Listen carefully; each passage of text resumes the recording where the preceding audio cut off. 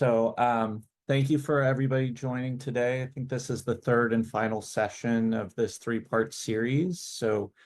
This one's specifically on Outbound and how to unlock faster growth and better results with limited resources. We've partnered with Clay to help highlight use cases and success stories they've seen used in the field. My name is Kevin. I'm a marketer on MarketerHire's platform. Happy to be joined today by Eric, Petra, and Jacob, who I'll introduce in a moment. All right, this is a quick agenda for today's call. We'll just go quickly through, why AI, why automation matters. Then we'll go straight into use cases, workflows that and see real success stories, and then have a 10, 15 minutes, 20 minutes, depending on how many questions we get on Q&A with all the panelists here today. So let's just go straight into intros. We'll introduce our first guest here, Eric. Eric, do you mind giving a quick intro on you and Growth Engine X? For sure. So hi, everyone. My name is Eric Nowoslawski. I've been running Growth Engine X since 2021. I actually worked at Clay.com for a little while, so I have a lot of experience with the product, and I'm very excited to share it with you today. We are the largest single user by enrichment volume in Clay.com, and last month we've sent 2.3 million cold emails on behalf of our about 40 customers. So we use Clay to send all of them, and I can't wait to show you guys some workflows today. So I'm Petra. I have over 10 years of experience working in-house in revenue operations and marketing operations. And around a year ago, when I first found Clay when working at Oyster, I saw the potential and the opportunity in Clay and how much of a great impact it has made on my work at Oyster. So I decided to start my own marketing agency called Revenue Hoop. And we're now helping a lot more global companies automate their revenue operations, processes, and data enrichment with Clay. Great. And then Jacob. Hey folks, Jacob Tuwiner. I run Sculpted.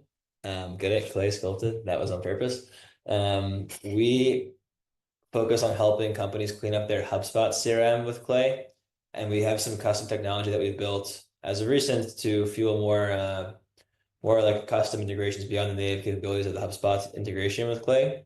But I've been doing outbound and sales for almost 10 years.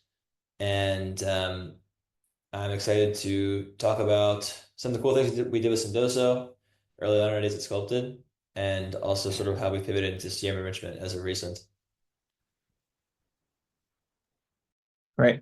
Thank you, Jacob. And then I'm Kevin. I'm a go-to-market consultant on MarketerHire's platform. I've been doing marketing, sales, and operations for the last 10 plus years with all sorts of different B2B SaaS companies, working mostly with like early stage companies, directly with founders or first marketers. I'm really excited to have this conversation with all of y'all. So moving on. As I mentioned, I've been in this space for a long time. So Outbound has been around forever. Early days in my career, it's been, the first time people started automating was like Salesloft outreach, getting BDRs to sending follow-ups repeatedly and getting them getting their prospects into sequences, buying a bunch of lead lists, finding them on SalesNav. And going through the motions, and so that lasted for a long time. People are still doing it today.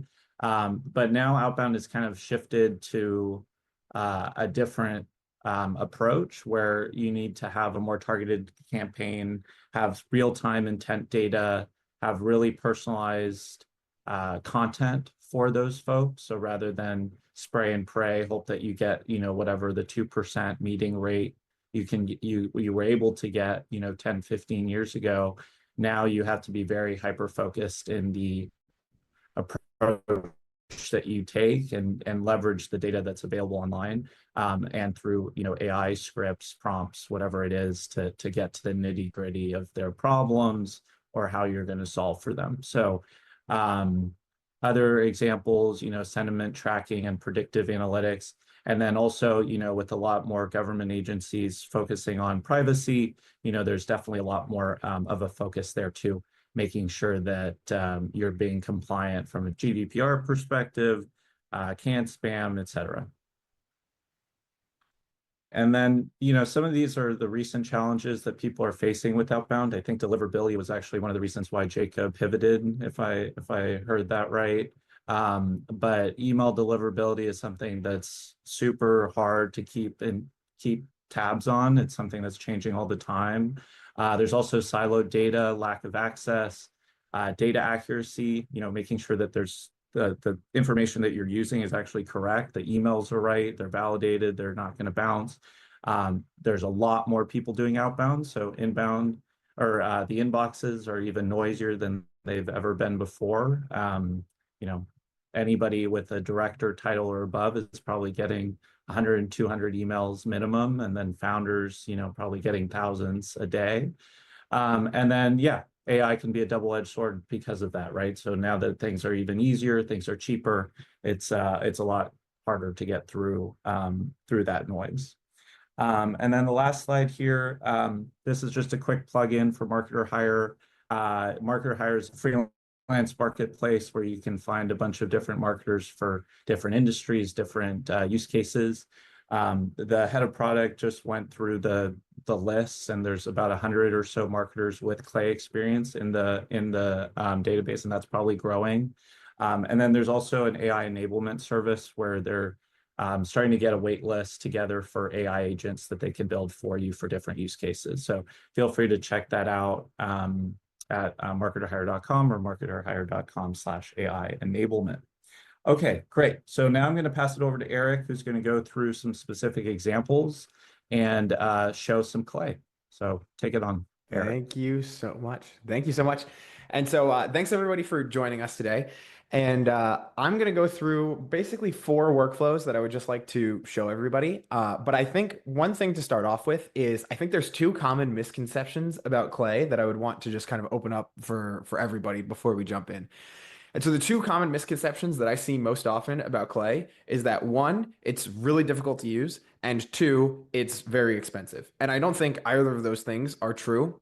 And we can talk about it a little bit. And so the myth that I think that Clay is very difficult to use comes from the perspective of you expect it to be Zapier, and it is far different than Zapier, and then people kind of get their minds bent a little bit. And so what I mean by that is if you think of Clay as, a spreadsheet connected to all of these different automations and things like that, which it absolutely is, a lot of people think it's similar to Zapier and Make.com and all these other things. Now, the interesting thing about Zapier is when you go to Zapier, you know that you're saying to yourself, hey, I want to connect Google Sheets with HubSpot. And so when you go into the platform, you need to connect Google Sheets to HubSpot, and you can get onboarded there and all of these different things. The difference in Clay is you might say, hey, I want to find people who are hiring for sales roles right now, but you don't exactly know what integration is going to give you that. And so the main problem with Clay is not only onboarding to Clay, but you have to onboard to all of the other integrations that are on the platform as well too.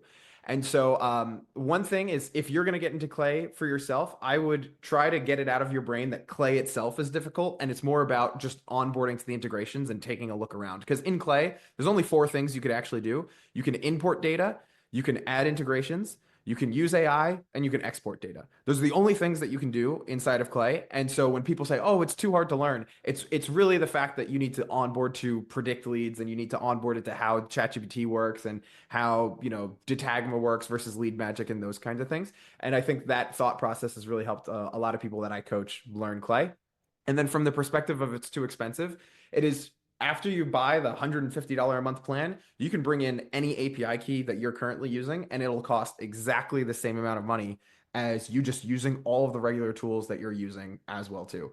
And so when people say Clay's expensive, I always say, well, why don't you just connect your own tools and you never have to pay a Clay credit? Like we send 2.2 million cold emails a month, and I don't spend any Clay credits. We're doing it all with API connections. And so before we hop into Clay, I think those are the just most common questions that people have about Clay. And I just hope that you can kind of see how you could get around some of these things. Now, when we run these outbound campaigns for people, there's different flavors of how we're doing these outbound campaigns, of course. And so in the presentation, I shared that we'll go over a recently joined workflow. And then, we're going to talk about a social signal, and we will talk about automatically naming other people in your email, and then one other idea as well too.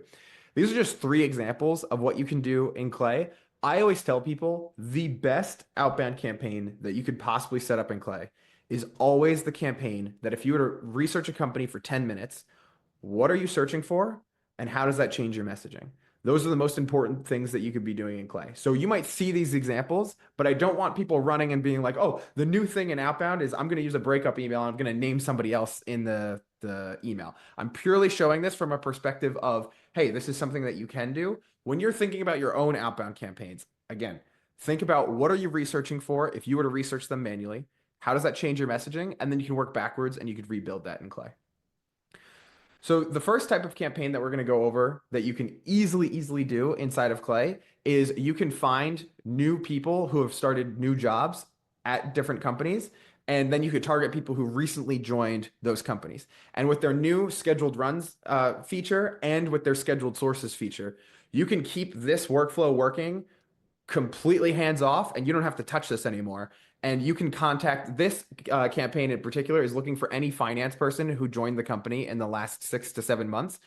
And we are automatically adding those people to this workflow, finding their email addresses, and then sequencing them into a campaign. And again, all this is just finding new finance people that recently joined a company, and then we're sequencing them.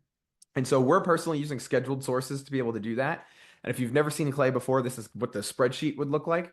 But you can very easily set this up. If you were to have your own table, which I guess showing this table isn't the best way to show this. You could so easily set this up by adding a new table, hit find people, add in all of your filters in here. But the most important one is the experience, where you can put maximum months in current role, and you could put 6, 7, 8 months, 3 months, however long that you want it to be. And you could very easily contact new people who are starting jobs at new companies.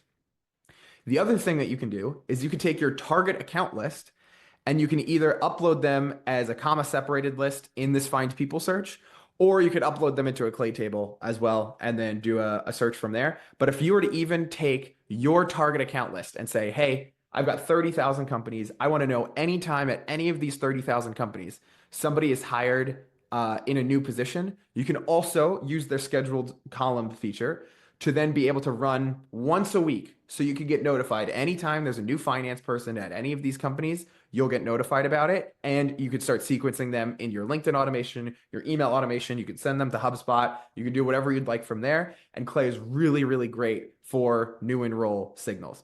Now, the reason I highly recommend you do this in Clay and not using other tools is because Clay on the back end is combining 3 to 4 LinkedIn data providers to give you this data about who's starting new roles and all those kinds of things. I'm not sure if you've ever tried to run this in a different provider, but anytime I manually check the data, they're not even new people, and it just kind of ruins the whole point of the playbook that we're trying to run. So in Clay, a very common workflow that we do for a lot of our customers is finding their ICP starting in new roles, and it works really well. The next playbook that I'll show you is our Trigify playbook, where in this in particular, we're using the Trigify integration inside of Clay in order to find anybody who's posting. I'm pretty sure for this example, I did Clay, but maybe I did MarketerHire too. Oh, no, I built this a little bit for MarketerHire. So I'm looking for any post that they're saying that they're hiring marketers in. And you could search for anything. And this is searching for all LinkedIn data. I could search for people who are hiring marketers. I could search for people who mentioned Clay. I can search for people who just announced fundraising. I could search for people who just announced a new product. And Trigify is scraping all of the LinkedIn data that they can to find people who have posted about a certain topic. And then you can reach out to those people. Or another amazing thing that you can do with Trigify is if anybody has engaged with the post and they engaged with a post that talked about Clay, or they engaged with a post that talked about saving money on your finances, or they engaged with a post about accounting or whatever it might be, you can then email all of the people who engaged with the post or reach out to them on LinkedIn as well too. And I think this is a perfect pit stop for talking about how Clay is the spreadsheet that makes all this happen. But this is a perfect example of how you just got to get onboarded to the tools a little bit that are at your disposal. Because Trigify is an amazingly powerful platform. When we implement it for our customers, it's not the highest volume campaign that we launch, but a lot of times it has the highest reply rate. And this is just a platform you should absolutely be using as long as the people that you're contacting post and engage with content on LinkedIn. It's a phenomenal playbook that I think everybody should be utilizing. And then I'm going to keep moving right along, which feels a little bit odd. I love questions more than I like presenting. So I hope everybody asks any questions that you might have, and I'll either get to it in the chat or we'll probably have a Q&A by the end. But the third thing that I just wanted to show everybody, again, is just another way that you can name other people in a department when you're using your outbound campaigns. And so what I mean by that is my favorite breakup email that we're sending for people right now is to say something like, hey, let me know if this, I reached out to you on LinkedIn because of XYZ. Will AI generate why in particular we're reaching out to them above anybody else? And then we'll insert people who are in their department and we'll say, is this actually better for us to reach out to Julie about or Daphne instead? And so then in our breakup email, we're saying, should we actually reach out to these people? And we get tons of responses, especially if you're selling to enterprise. This works really, really well. We get tons of responses of people either saying, hey, no, actually, I'm the person to reach out to. Thanks so much for sending me this email. Because this isn't really a automated thing that too many people are taking advantage of right now. So it looks very human. Or they'll say, you're right, Julie's the person in charge. You should contact her, which then you have the best email because now you can say, hey, Hannah just told me that I should be reaching out to you. And then third, we'll also get people who say, hey, none of those people are the people that you should be reaching out to. It's actually this person. And then they'll tell you who you should be reaching out to. So it's just a phenomenal breakup email. And all we're doing is we're just using find contacts at company and then literally just filtering for people who are within the same department. Here, we're looking for people in the human resources. And then we have this workflow set up where we can name the first person, we can name the second person. And then here we're just checking because we don't want to say, hey, should I reach out to Julie instead? And then we're sending that email to Julie. So here we're just checking that all of the names are actually different. And then we'll write a line. And because in Clay, we can also create fallback messaging. If we have a person that we should be reaching out to, we'll say, let me know if I should reach out to this person or this person. Or if we don't, we'll also have a fallback message saying, let me know if someone else would be better to speak about this. So as long as we have a valid email for this person, we could still send them a message, even if we can't detect somebody else in the department. And so again, this is just a nice cheeky thing that you could be doing in Clay that I personally like to be using for breakup emails. But I was just talking to, I guess I can't say the company. I was just talking to an HR software company, and their best campaign is, they got this from my YouTube channel. Their best campaign is saying, hey, I noticed that person 1 and person 2 recently joined the company on LinkedIn. When you onboarded those people, how was your HR process? And then they go in with the rest of it. And that's their best performing campaign. So not only do we use this as a kind of quote unquote personalization for our breakup email, we also use it at the end of the campaigns as well too. Now, I believe I'm a little over time, so I'm going to cut it so I can give more time to everybody else. But I hope this just gives you some ideas of what you can do in Clay. But always, always, always think about what would you say if you were to manually reach out to them and work backwards from that. Right. Awesome. And then Petra's next. Petra, do you want to screen share Mason? Petra. Okay, great. All right. Well, I'll hand it over. Thanks, Eric. Hand it over to Petra, who will talk about her oyster story. All right. So I guess it was in May 2023 when I first joined Oyster. If you're not familiar with Oyster, it's a global employment platform that allows companies to hire employees remotely. So when I first joined their team on the revenue operations team, my first project was to look at the existing outbound sales process, and then look at areas where we have inefficiencies, frictions, and any areas of the process that the sales team was spending time on that were categorized as non-revenue generating tasks. So in order to maybe get a clearer picture about what that looks like, I guess this is very similar to every company. It's not just for Oyster, but this paints a good picture about how in-house outbound has been done over the past several years versus what we're doing today. So if you look to the left, you will see that this is a very manual, fragmented process that every sales rep doing outbound inside a company has to go through. If you look from the first step, step 1, until step 11, when they actually send the email, they have to go through so many different tools, different systems, different decision trees, mental decisions, whether to validate if an account that they're trying to target is an ICP account, go to several different enrichment tools to find new personas, find email addresses, very rarely, verify those email addresses, and then add all of that data to the CRM, then to the email sequencing tool until they finally reach the moment where they're actually going to send an email. Whether they want to personalize it or not, it depends on every sales rep. So this process usually takes around 30 minutes per account. Of course, at every company, it could be different, could be 10 minutes, could be 40 minutes, depends on how complex your product is and how niche your data is. But it takes around 30 minutes per one account for one sales rep to run an outbound process. So what we wanted to do was to take that process and streamline it and remove all of these inefficiencies with automation. And that's where I landed on Clay when I was doing my technical scoping and trying to find solutions. And with Clay, what you'll see later is I was able to automate our ICP analysis or brand fit analysis, automate the company research that every sales rep spends time doing, automate persona enrichments, and validate that all of the emails that we're sending, all of the contacts we're sending emails to have verified email addresses and we're not ruining our domain reputation.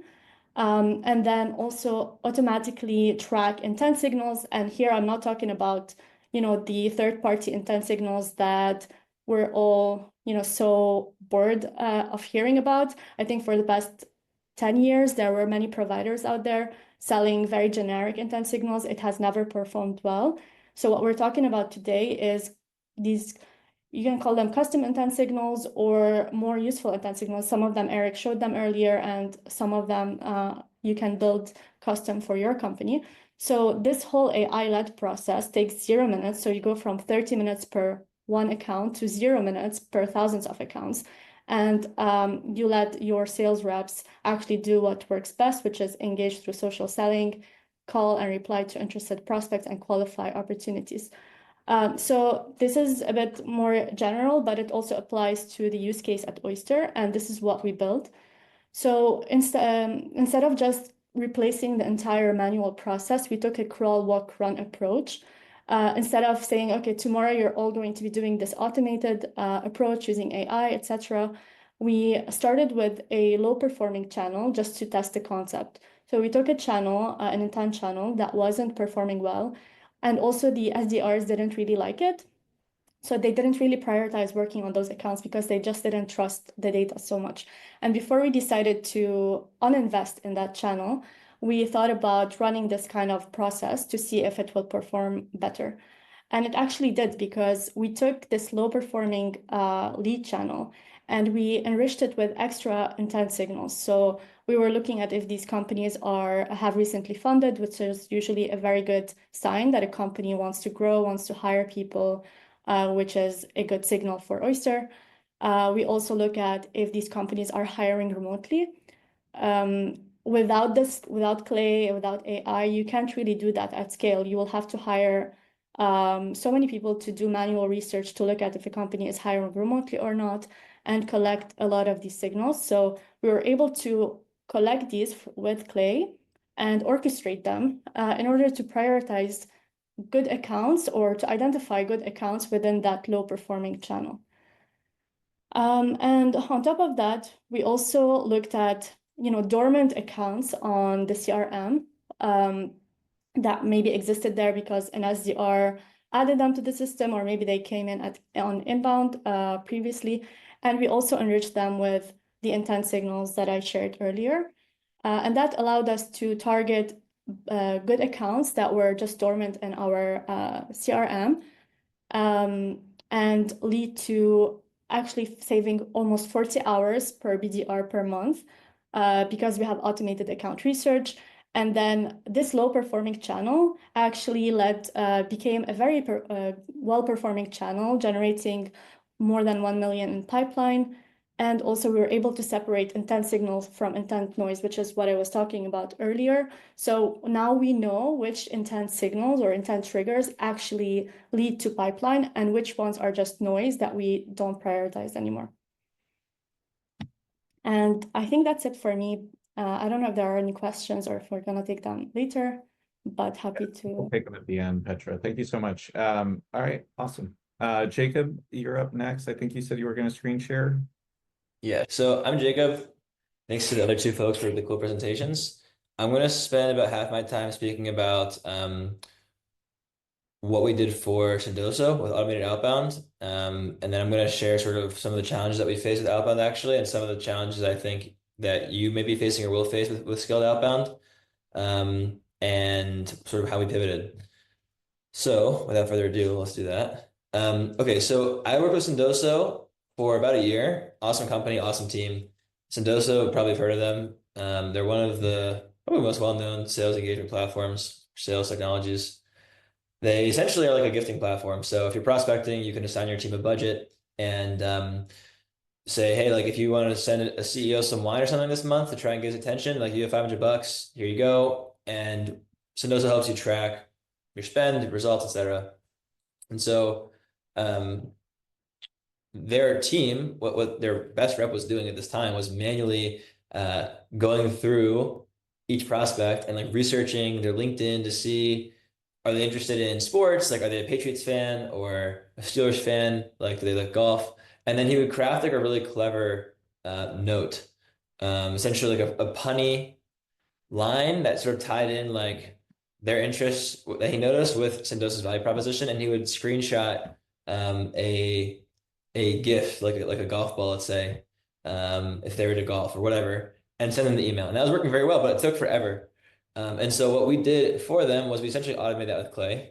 I'm not going to show the Clay table, but it's very similar to what Eric was showing. We essentially scraped these prospects LinkedIn. We actually found folks, the first campaign we did ever was similar to Eric's workflow. We found people that had recently joined within 3 months, and we sent them a congrats email. We're like, hey, congrats on the new role. Wanted to send you a really like nice gift, and we saw you're interested in X, Y, and Z. Does this sound interesting to you? And people loved it. They would get back to us. It had a really high performance, and we ended up generating like I think several million in pipeline for them over the course of our time together, which is cool. So this is an illustration of what I was just discussing. So yeah, over the course of that year or so, I think in the first few months, actually, the first quarter was almost like 500,000. I think 6 months in it was over 1 million in pipeline, and I think at this point it's in millions. So yeah, needless to say, it worked pretty well. What ended up happening is the rep that was doing all that work ended up we used instantly. So he was just like constantly being notified in Slack and instantly that he was getting replies. And he's just his role went from prospecting to just booking meetings and following up with leads. So it's pretty cool. But one of the main challenges that we faced with not only Sendoso, but also like many of our clients, including clients that were doing very well, was deliverability issues. I think this is something that Eric and Petra could probably speak to how they solve it. It could be that they have tricks up their sleeves that I don't know. Or it could be that they have much more patience than me. But this is coming from, by the way, I didn't just like learn Clay last year and start doing this. I've been doing outbound for almost 10 years. I personally closed over 1 million in sales that I booked with emails and phone calls that I sent or made, and then closed the deals myself, not to mention the millions of pipeline versus Doso and others. And I never had deliverability issues that were really a big deal. I always felt like, people who I've been doing outbound for a long time, and one of the biggest questions I would get from those who I'm coaching my clients is like, what about spam? Never had a problem with spam. I'm talking like 90% open rates. I started in like 2016, 2017, but up until recently, it was the same story. I would usually get 5% book rates on my campaigns. Obviously, not every offer worked well, but when I found a message market fit, it was great. But last year, 2024, things really changed for me. Even my best customers who were like doing very well overnight, their performance just literally like all their inboxes went down, 0 opens, 0 applies. I thought it was a glitch in Smart Lead, that I was reading it wrong, but it wasn't. And I was always trying to solve like this black box problem. I never really knew what was causing the inboxes to go down. There's a bunch of best practices. Eric, I know, has tons of content about this, and so many others. But ultimately, I don't think there's any, you can never really know what happened. And it's just, I found myself just repeatedly buying new domains and new inboxes all the time, which I felt was very frustrating. And I didn't want to continue rendering a service that had, for me, unpredictable results. And so we pivoted into solving another problem that I think is a really big problem that Clay is also very well positioned to solve.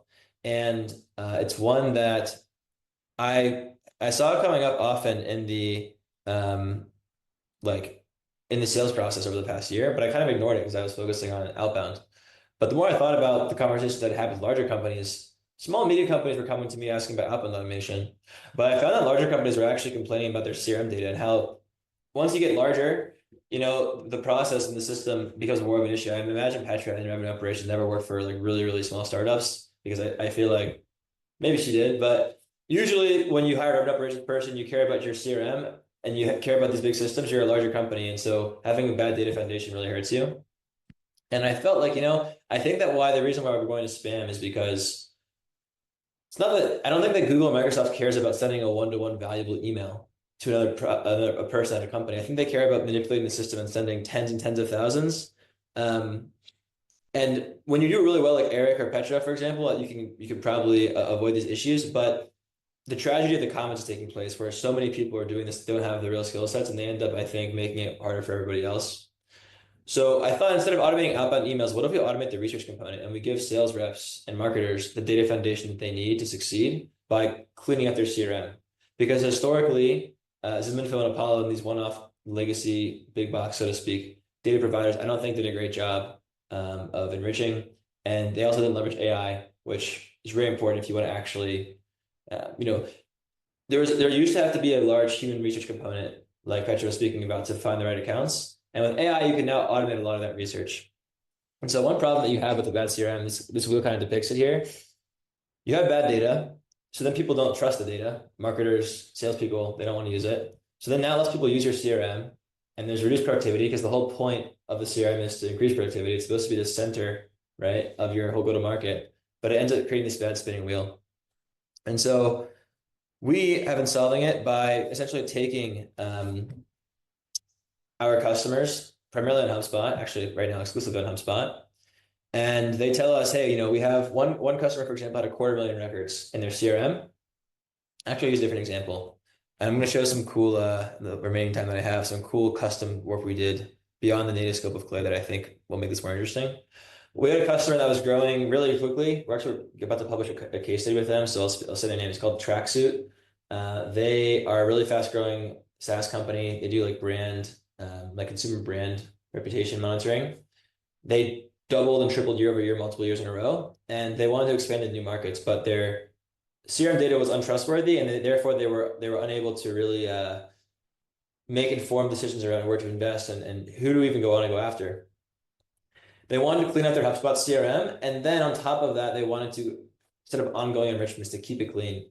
Because if you do a one-time cleanup, even if you do a good job in a year, like let's say a fifth of your contacts have already moved jobs, headcounts change, things change, and the data will decay once again.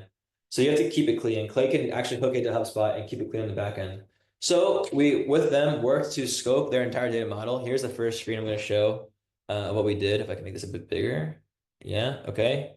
Everyone can see this, okay? The screenshot of this field mapping thing that we built. This is a very rough V1. We're not like, it does a job. It doesn't look pretty. This is actually first in a Google Sheet, but essentially we're syncing down all their HubSpot properties. We can define the property type, the output value, and then sort of build the dream record. What does that look like, right? We then can build the enrichment in Clay, the workflow to source the data or use AI. But the problem is that if you want to do things like re-enrich on an ongoing basis or have very sensitive rules around how to overwrite existing data, Clay doesn't have the best native features for that. So for example, let's say here you want to re-enrich different records differently. Like you can re-enrich customers, opportunities, or prospect accounts differently on once, like only one time, monthly, bi-monthly, semi-annually, annually. So we created these time-based triggers to control how often we re-enrich information. We also have very sensitive rules around how to overwrite existing data. So for example, if you have a contact with a mobile phone number that was enriched by ZoomInfo, that might be a number you'd want to overwrite and enrich because ZoomInfo is probably inaccurate compared to if a salesperson on a customer account manually entered in that person's phone number, there's a much higher likelihood that that's a number that's actually real, and you would not want to overwrite that with an enrichment. So we built a system that can define based on the type of record it is, and even by the property itself, and the last enrichment source, how to overwrite that information. So we've created protected sources, for example, user IDs in HubSpot. If somebody with a certain user ID was the last person to change the number, we won't overwrite it. Or for example, if it came from ZoomInfo, we will. If it came from I think Pendo is one that like a product. If someone gave you their phone number in app in your product and that went to HubSpot, that was the last source, we won't overwrite it. So Sculpted, essentially, what we're doing now to pivot to solve this problem is to essentially fuel growth with a solid CRM data foundation in HubSpot as the starting place. And we're doing that by combining our experience with go-to-market, outbound sales. I was at HubSpot. I built an integration with HubSpot, my last startup. So I know HubSpot very well. And my co-founder is a full stack software engineer. So we've essentially, Sculpted is now a combination of expert services to understand what you need, along with an app that sits between Clay and HubSpot to sort of configure these more complex rules. But if you don't have such a complex use case that needs all these custom rules, you could definitely use the native Clay features. And I still think it's for sure worth all of you, if you're using HubSpot or any CRM, to invest in a solid data foundation. And Clay is really, really good, as we know, at providing really solid data. But if you don't have it in your CRM, it's hard to make educated decisions. And even things like marketing campaigns kind of fall flat if you have a company name plus Inc. in the company name property, right? So Clay is really good at cleaning the data, and that's sort of where we're focusing now, which is a bit different than everybody else, like all the other outbound agencies. But I think we're solving a similar problem with a different approach. Awesome. Thanks for sharing that, Jacob. Makes a lot of sense. I feel like that's a common problem, even if your team is small, that you need a CRM that actually has the right information and consistently, not just once, but every quarter, every month. Awesome. So I think we had some specific questions coming through the Q&A, but let's start with the ones that were submitted in advance. So anybody can take this, but can AI balance personalization and scale without compromising authenticity?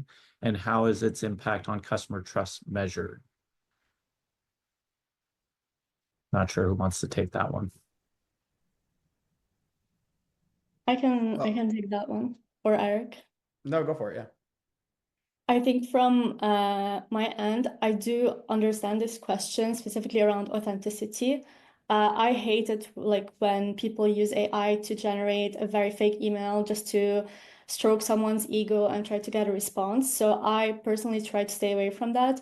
How we use AI for personalization is to find very relevant data on the company, whether they recently funded or whether they're hiring someone that is very relevant to your product, or any niche intent signal that tells you that this customer or this prospect is ready to buy or to explore a product like yours. You can use that in personalization. So it could be, I saw you're hiring for this role. Do you need help with this, etc.? This kind of personalization, I don't think it's not authentic, because it's very business oriented. So yeah, that's how I think you can still use AI for personalization without coming off as fake.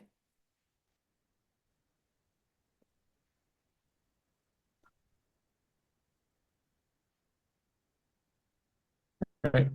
And then I think we got a question about GDPR in the Q&A, but if anybody wants to add anything, how does mass cold outbound work with GDPR? Not sure if I answered it a little bit in the question. Yeah. I mean, you have to ask your legal team. I'm personally of the perspective of GDPR is to stop Disney from reselling your personal data to Amazon is really what GDPR is for. can a student at a university not cold email somebody for a job? So personally, I don't find GDPR is really that big of a deal, but consult your legal team, because I used to think that can spam meant that I can spam you. So I don't know anything about compliance. What do I know? That also for legal reasons is a joke.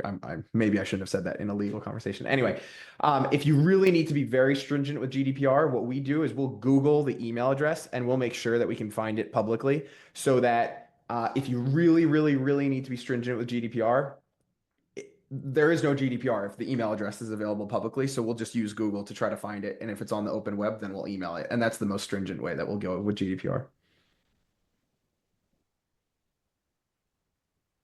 Great. Thanks, Eric. So how do you bring successful traditional sales leaders on board to invest in AI automation driven GTM approach? I'm assuming a lot of these people show up inbound for your guys's agencies, but if you're convincing someone still of it, what does that look like?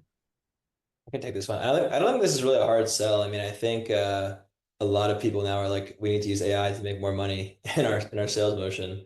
So I think people are pretty bought into this for the most part. It could be that I'm biased because people that talk to me are like forward thinking probably. But I think in general, people realize, and especially in B2B SaaS, like which is the most like advanced go-to-market strategies probably, that they need to do this. I think the harder thing is educating on how it actually works, because there's so much like buzz around AI. Like if you go to any conference, probably now the number one word is AI. So, but what does it actually mean? In fact, when I first when ChatGPT was first becoming popular and I saw it, I was like, that's cool, but like, I don't really see how it's going to help me. I don't know. I just didn't really like get it.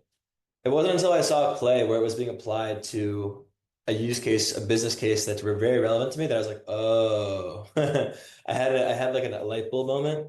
And so what I usually do in the sales process is which is also like a education process, right? I'm discovering first if there's a high level fit to work together from like business perspective. But if that's the case, then I'm sort of usually, unless they're already very familiar with this, I'm usually showing them how Clay can solve their problem on a tactical level. And so what I'll do is I usually send like a homework doc. It's basically just like a template where they can type in their dream criteria. When I used to do Outbound, I'd ask them to show me like a screenshot of one of their best reps emails that booked a meeting. Or now I'll ask them for like a description of their ideal company record or something. And then I'll just build a Clay table to either output that manual email, or at least that email that used to have to be written manually, right? I'll show them how it works, or I'll show them how I can surface like out of 100 records, the top 20 that are actually really bang on and accurate. And once they see it applied to their use case, they're like, it sells itself. It's a slam dunk. I mean, I've had back in the day when Clay was new, and I think Eric too, have had posts where you just post a Clay table with no editing and it gets like 100,000 impressions because everyone's like, wow, this is crazy. So I think when you see it applied in a real world case, it sells itself. Awesome. And then what are the major skills that makes a great hire as a GTM engineer? This role's been propping up a lot. And I'm assuming a lot of SaaS companies are starting to consider hiring for this specific role now that Clay is especially promoting this. Any thoughts?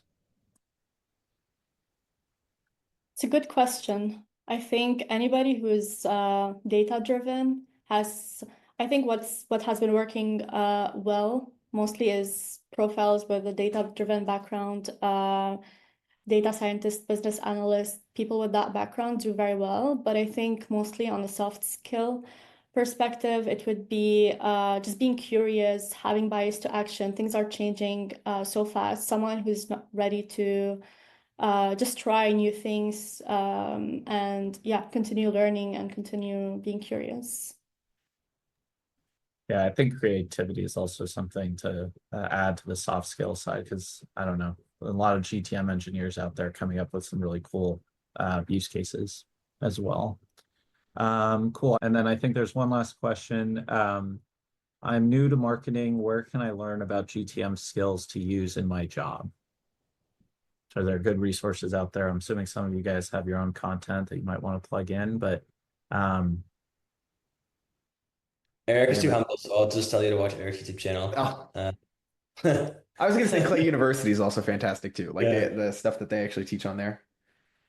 I think just like there's kind of a mix of like education, like sharpening the axe, but also a lot of what I learned was just by trying to do things. Like I would just like try and learn as you're doing the job, and you'll go down the right rabbit holes in that case, and you'll teach yourself what you need to know. And you'll also avoid like watching videos that were irrelevant the whole time anyway. But if you want to do something like general education and have a safe bet that the videos you're watching are valuable, watch Eric's YouTube channel and you'll be in good shape. Cool. Well, I think that's all the questions. Thanks so much for sticking out with us through the top of the hour. And as we mentioned at the beginning, we'll have the recording sent over. So you'll have that you can share with your team as well. All right. Thank you so much. Thank you.